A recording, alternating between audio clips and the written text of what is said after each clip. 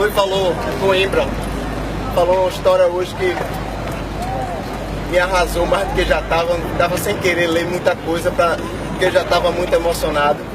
E aí ele falou, recitou uma das frases mais populares, mais conhecidas de Naná, que é quando todo mundo, né, por respeito, chega e faz salve mestre.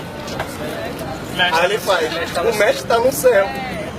E agora ele tá, pra mim, Naná virou música. E todas as vezes que a gente tocar, todas as vezes que qualquer tambor do mundo soar mais forte, ele vai estar presente. Então eu achei massa de Tusta, de Augusto, juntar a galera para soar, porque é dessa maneira que a gente vai perpetuar